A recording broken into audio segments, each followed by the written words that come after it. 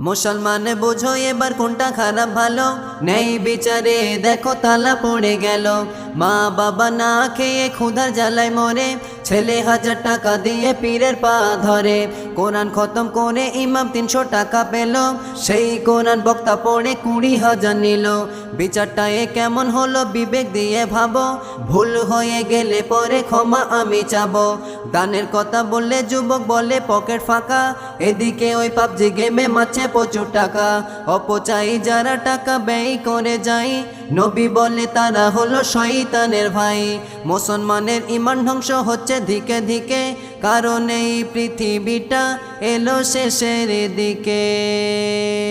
পৃথিবীটা শেষের দিকে এটা কিন্তু সবার জানা। ইমাম মাহদী আসবে যখন, দাজ্জাল তখন দেবে হানা। পৃথিবীটা শেষের দিকে এটা কিন্তু সবার জানা।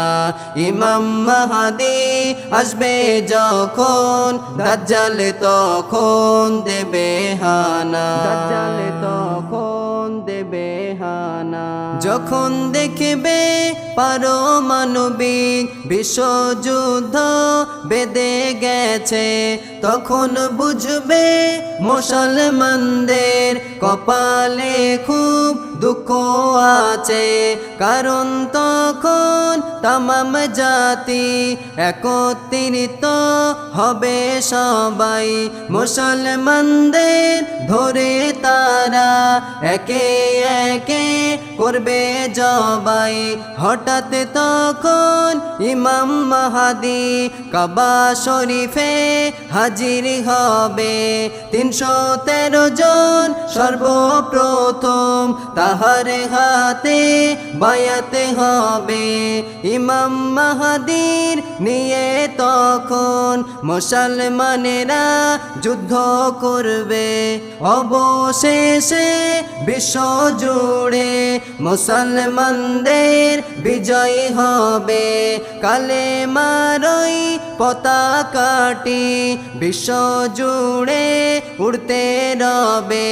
তখন দেখবে তামাম জাতি মুসলমানদের গোলাম হবে।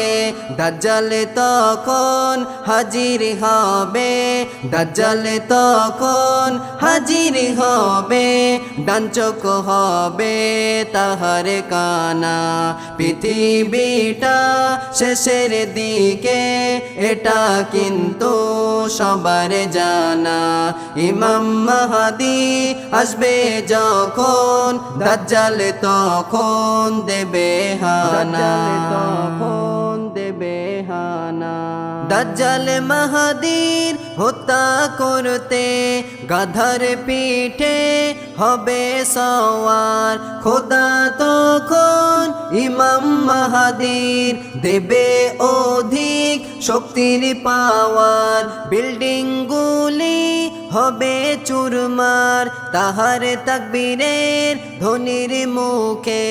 তাই না দেখে কাফের বেদিন দাজ্জাল সহ যাবে রুখে। কাফেরদেরকে আগে যেতে, কাফেরদেরকে আগে যেতে দাজ্জাল তখন করবে মানা। পৃথিবীটা শেষের দিকে এটা কিন্তু সবার জানা। ইমাম মাহদী আসবে যখন, দাজ্জাল তখন দেবে হানা।